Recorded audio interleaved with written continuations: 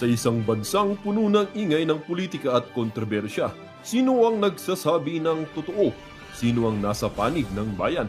Welcome to Bayang Pinas, ang news channel na hindi takot maglatag ng katotohanan. Dito, pinag-uusapan natin ang mga isyong may kinalaman sa kinabukasan mo, politika, pamahalaan at ang tunay na kalagayan ng ating bansa. Hindi kami bayad, hindi kami bulag. Sa Bayang Pinas, ang boses ng mamamayan ang tunay na headline. Kaya kung sawang-sawa ka na sa mga baluktot na impormasyon at scripted na kwento, dito ka na. Dito sa Bayang Pinas, tayo ang bantay at boses ng bayan. Kung gusto mong manatiling mulat at informed, don't forget to like, share, and most importantly, subscribe dahil sa panahon ngayon, ang kaalaman ay kapangyarihan. Ito ang Bayang Pinas, balitang totoo, pusong makabayan para sa sambayanang Pilipino. Tara na't alamin ang tunay na balita. Things that I've said today. Is the former speaker included in the list, sir? I don't think so because the only evidence that has been made against him is in the Senate. Oh, di ba? I don't think so. Yun lang sa Senate, ibig sabihin minamalit mo yung Senate. I don't think so daw mga kareaksyon. Sa Senate lang daw kaya yung si Tambaloslos hindi raw kasama. O pakinggan ninyo para maniwala kayo sa sinasabi niya. In the Banggit na legislators who are Sandali ha, pakinggan po ninyo mga kareaksyon ha, para maintindihan po yung sinasabi ni Bongbong Marcos. banggit na legislators who are no, they're part of the list. We'll give you the complete list. I just didn't go through them because there are like 37 of them. So you'll get, as I said, you'll get a briefer, which will give you more detail on all of the things that I've said today. Is the former speaker included in the list, sir? I don't think so because the only evidence that has been made against him is in the Senate. So I don't know. With the speaker, no, not as yet. Not as yet. If something else comes out, then he might have to be answerable for something. So, again, Nung nabanggit po si Tambaloslos, ninervyos. Hindi niya alam kung ano sasabihin niya yun. we don't file cases for optics. We file We don't file cases for optics daw. Ibig sabihin, hindi siya naniniwala kay Gutesa. cases to put people in jail or to make people answer. I know that there are many suggestions of who else we should file cases against. Well, we're fine with that. Provide us the evidence and we will file cases against them. Kaya sinabi ko, napakahalaga yung sumbong sa Pangulo. Dahil Ang sumbong sa Pangulo na yan, mga kareaksyon, mahalaga para sa kanila yan. Para alam nilang gagawin nila kapag nalaman na ng taong bayang katarantaduan. Hoy, nahuli tayo! Nahuli na naman tayo doon sa may nagsumbong. Ayusin ninyo yan. Ay, style niyo, bulok. marami kaming nakukuhang informasyon dyan. So, pagpatuloy ninyo yung inyong pagsumbong. At bigyan nyo kami ng lahat ng ebidensya na meron kayo para magamit natin, para kasuhan kahit sino. Walang immune dito walang exempted dito sa mga investigasyon na ito. O yung panga mo, Alright. yung panga mo, ayusin mo yung panga mo. Nakangiwi ka, Brad. Yung panga mo. All right, thank you very much, Mr. President. That concludes our press conference. Good morning, everyone. Thank you. Umalis na. Bye-bye, Bongbong Marcos. Bye-bye. Bye-bye, for good. Malapit na, Bongbong Marcos. Huwag kang mag-alala. Alright, Reaction TV Base, nagbabalik. Reaction. Napakaganda po ng pag-uusapan natin ng mga reaksyon. Ngayon po, pakinggan po natin si Bongbong Marcos ay magre-report daw siya sa taong bayan, magsimula daw po nung kanyang SONA, ano na po daw ang nangyari patungkol sa kanyang nasimulan sa pag-iimbestiga dito sa flood control anomaly. Iniimbestigahan mo ang flood control? Sinong pumirma? Hindi ka kumita? Alam mo, Bongbong Marcos, pinagtatawanan ka na ng buong mundo, hindi lang mga Pilipino. Pero pakinggan po natin mga kareaksyon na sabay-sabay nating reaksyonan. Kayo po ba ay pabor? Ito po ang Vox Populi. Meron po tayong Vox Populi, the voice of the people.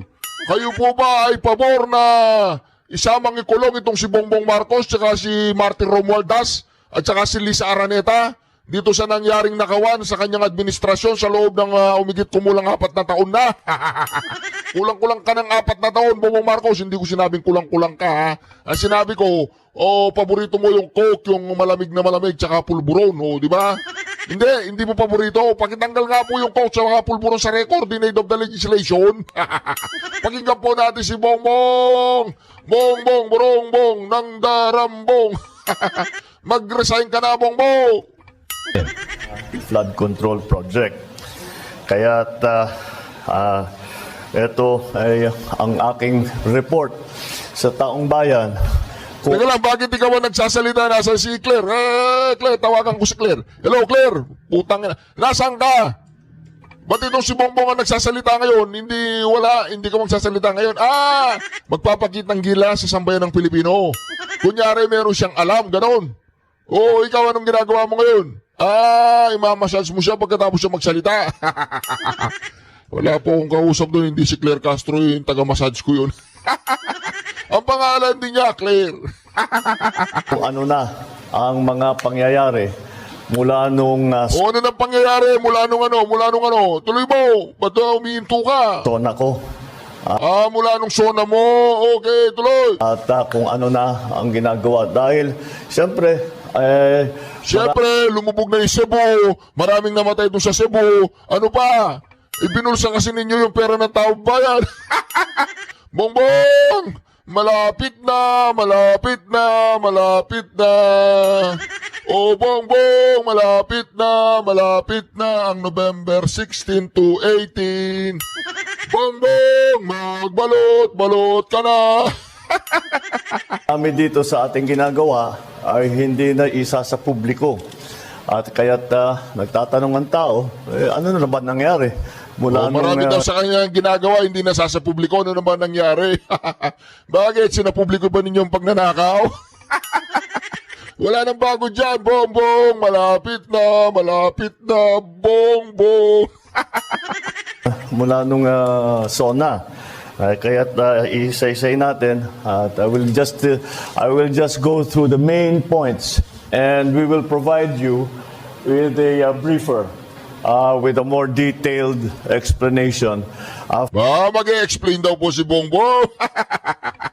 Hindi ba? Pasensya na po kayo, ha? Kailangan po natin pakinggan ng presidente.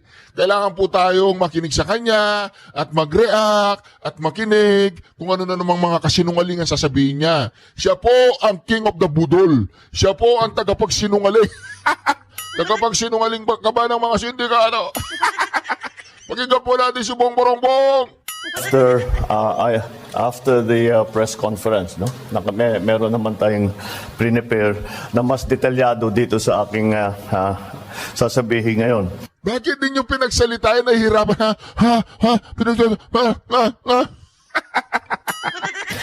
So, mula nung inhale, exhale ka muna. Inhale, exhale, inhale, exhale. Bongbong, malapit na. Bongbong, malapit na. Mag-resign ka na kasi, sabi ni Manong Chavez Singson, nahirapan ka na dyan. tapos ng 2 linggo mula ng SONA, binuksan na natin yung sumbong sa Pangulo website. Para Meron daw siyang sumbong sa Pangulo, mga kareaksyon ng talino ni Bongbong Marcos. Ayan mag-isa lang siya, harapin niya yung mga press. Mag-isa lang. Pero 4 lang ang magtatanong.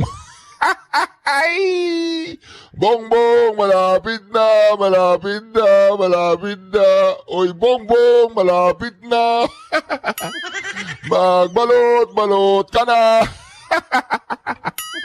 makareport ang taong bayan na diretso sa akin. At mula noon, Diretso daw sa kanya, mag-report ang taong bayan, diretso sa kanya. Ay! nakatanggap na tayo nakatanggap na yung sumbong sa Pangulo website ng more than 20,000 na report na ibinigay. Kaya't marami po sa ating mga Yung sumbong ni Gutesa na naghahatid siya ng pera doon sa Aguada, Malacanang, hindi mo pinansin yon? Dahil kasama yung Malacanang, hindi mo pinansin?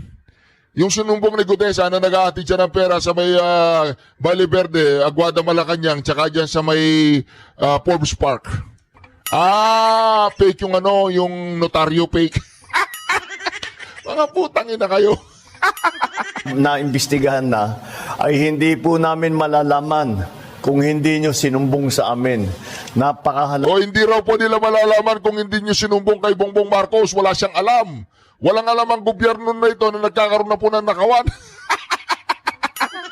Narinig po ninyo, pakinggan ninyo, wala daw siyang alam kung hindi nagsumbong. Oh. Kaya't marami po sa ating mga naimbestigahan na ay hindi po namin malalaman kung hindi nyo sinumbong sa amin. Napakahalaga ng impormasyon na ibinibigay ng taong bayan sa ating pamahalaan na madaming impormasyon na hindi namin makukuha kung hindi sa inyong sumbong. Kaya't ipagpatuloy po ninyo yung inyong pag-report sa amin kapag meron kayong Halimbawa, nakita. ganito kasi yan pag nireport ninyo, hoy, nakita. Ay, pagtakpan. Lahat na nireport ninyo, na-report ni Gutesa, nag-ahatid siya ng pera doon sa Aguada, Valle Verde, tsaka sa Malacanang. Ang sabi, resign ka. Oy, Pampilolaso, resign. Stop muna yung investigasyon. Stop ang hearing, stop. Trabawin nyo muna si Gutesa, yung kanyang mga pamilya. Kaya pag may nagsusumbong, alam nila kung anong gagawin nila. Kaya ang pagkakagawa niyan, magsumbong, o pagtakpan. Magsumbong, trabawin nyo yan. Paano natin yan i-cover up? Takpan. Si Gutesa. Hanapin yung pamilya ni Gutesa. Dapat tignan, dapat imbestigahan, dapat pag-aralan. Noong Agosto ay personal kong na-inspeksyon ang Ay, malangyayan, Bongbong Marcos. Personal mong in-inspection. Di ba pinagmamayabang mo 5,500 flood control tsaka trilyon-trilyon korupsyon? Mantakin mo yan, Bongbong Marcos. Sinipag ka na ngayon.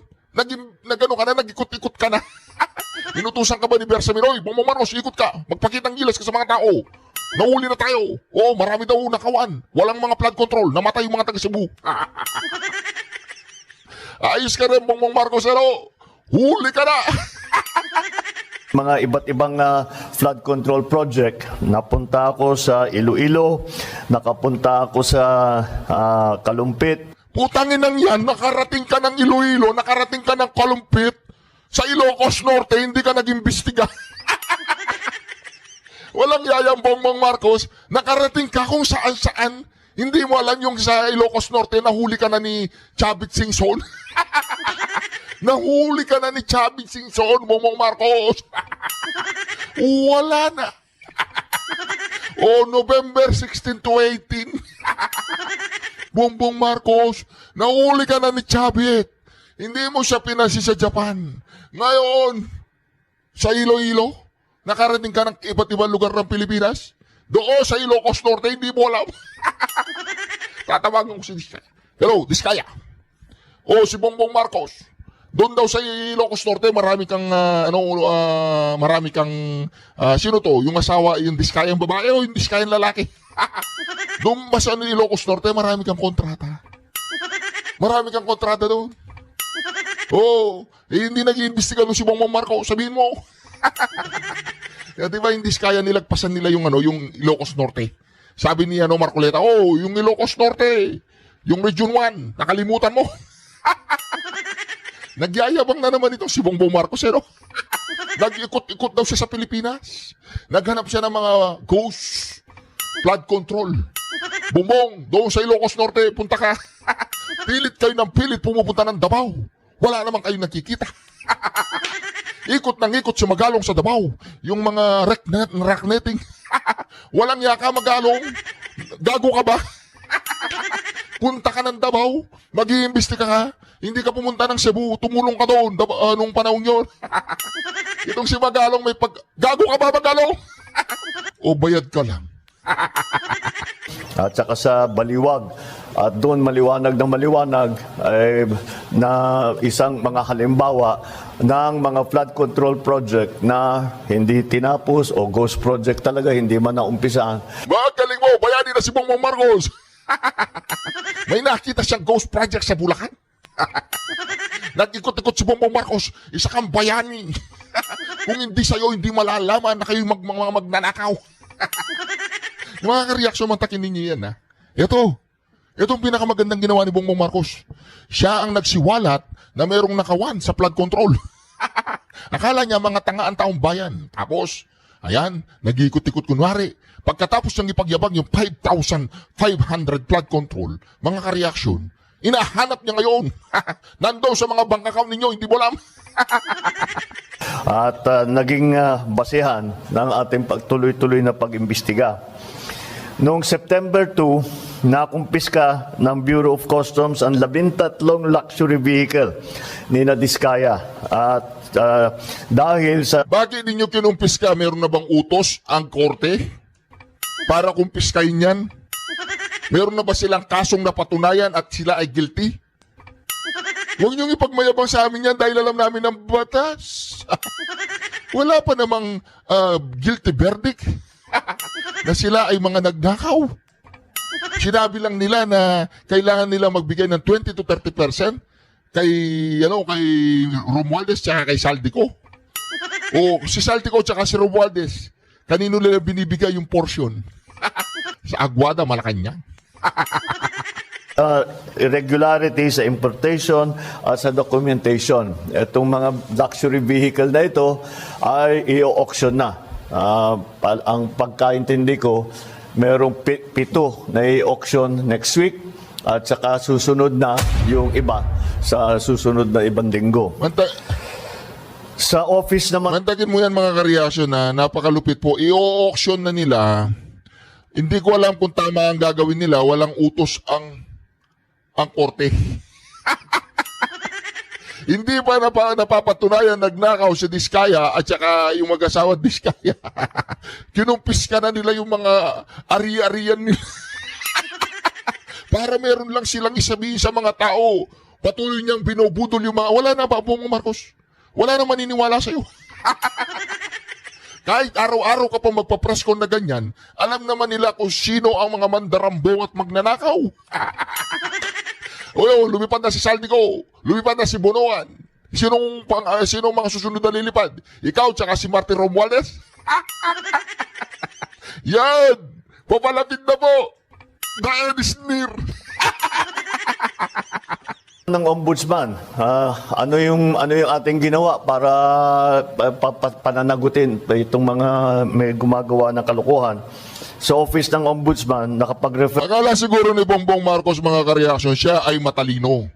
Akala ng mga nasa likuran niya, ang mga tao ay patuloy pa magpapabutol sa kanya mga sinasabi ngayon.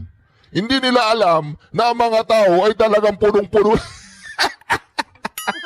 Wala na, Bongbong! Wala na! Yung sinasabi mong, pagkakaisa yun, nagkaisa kayong magnakaw sa taong bayan. Wala na! Pinagtatawanan ka na ng taong bayan eh. Pinagdidiriyan ka ng international community eh. Bumagsak na ang Philippine Stock Exchange Index eh. Anong gagawin mo ngayon, Bongbong Marcos? Hanapin mo ngayon yung mga magnanakaw, hindi ka kasama? Ginagago mo ba yung sarili mo, Bongbong? na ng reklamo ang DPWH. Galing sa DPWH ito noong September 8 dahil sa mga irregularidad sa 5 proyekto base sa Special Audit Report at Fraud Audit Report ng COA. Mula sa ahensya ng DPWH First District Engineering Office, ang mga sangkot dito sina Henry Alcantara, Bryce Hernandez, JP Mendoza, Paul Jason Duya. Ang mga Alam mo, Bongbong, niloloko mo sarili mo. Kaya bang gumalaw ng mga yan nang walang kapangyarihan, yung wala silang mga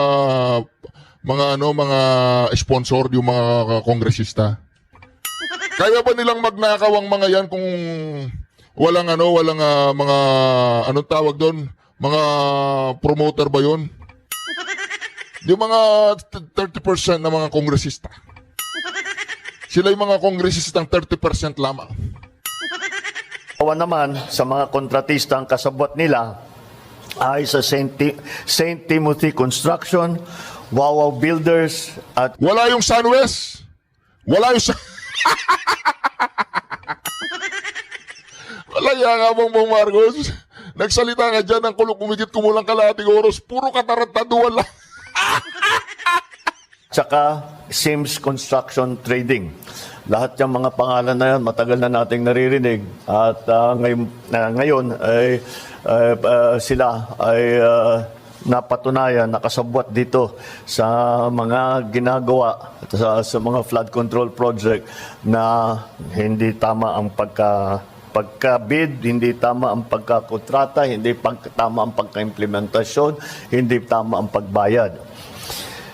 Isang buwan matapos na malunsad yung website, binuo natin ang Independent Commission for Infrastructure. Dahil nalaman natin matindi ang sistema ng korupsyon, hindi lang sa flood control project, kundi pati rin sa ibang proyektong pang-infrastruktura ng gobyerno, kaya ginawa po natin yung ICI. Wala na, tapos na. Tama na, mga mayayaman na kayo. Nakaw dito, nakaw doon. Flood control pa lang po yan, mga kareasyon. Hindi pa kasama yung farm to market, hindi pa kasama yung mga daan, ospital, paaralan, hindi pa kasama DOH, hindi pa kasama yung Department of Finance, hindi pa kasama ang Department of Agriculture, hindi pa kasama ang Department of marami pang departamento yan. Flood control pa lang yan. Kasi sa flood control, madaling magnakaw. Sasabihin na sira, gawin na naman. Taon-taon, merong pondo. Alam na po ninyo yan. Pinag-usapan na po natin sa mga marami pang mga vlog natin. Tuloy natin, pakinggan natin si Bongbong Marcos. Yung ICI na yan ay para imbestigahan lahat ng infrastructure projects na kailangan tignan dahil Alam po ninyo yung ICI na ito para sa akin lang. Isang kabalintunaan yung ICI na yan.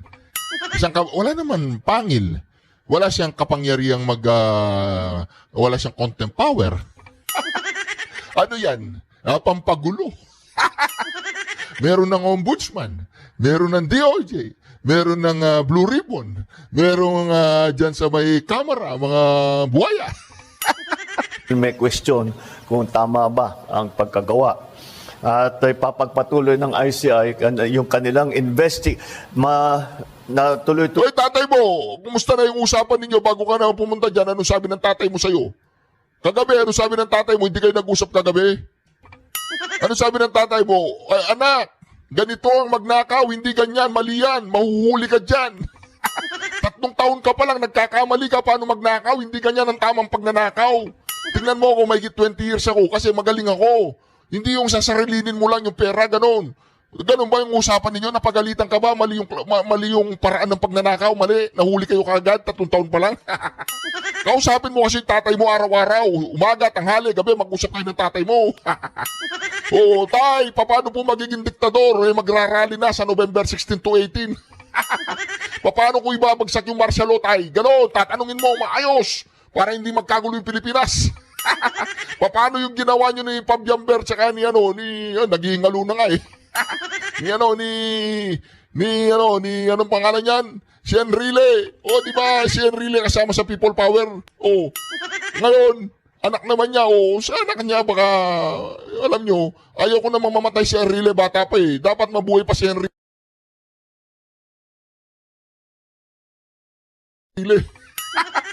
Nagingalo na si Enrile, wala man lang mga tao sa kalsada. We love Enrile! We love Enrile! Wala. Ngayon, buhay pa si Enrile, pinapatay na ng mga mainstream media. Buhay pa si Enrile, yung balita, patay na. Masyado pong excited ang mga taong mamatay si Enrile kasi buhay pa. Buhay pa. Yung balita, patay na siya. Huwag naman ganyan. Kahit pa paano, tao pa rin yan. Dapat siyang mabuhay ng another 100 years. Kailangan natin si Enrile. Maganda sa pelikula, may Enrile. Pag walang Enrile, yung people power, hindi maganda yan. Di po ba mga kareaksyon? Buhay pa si Enrile, pinapatay na ng mga tao. Si yung post ni Manong Jason, siguro nagkamali lang yung fake news ganun. Buhay pa si Enrile, pinapatay na. Ano ba yan?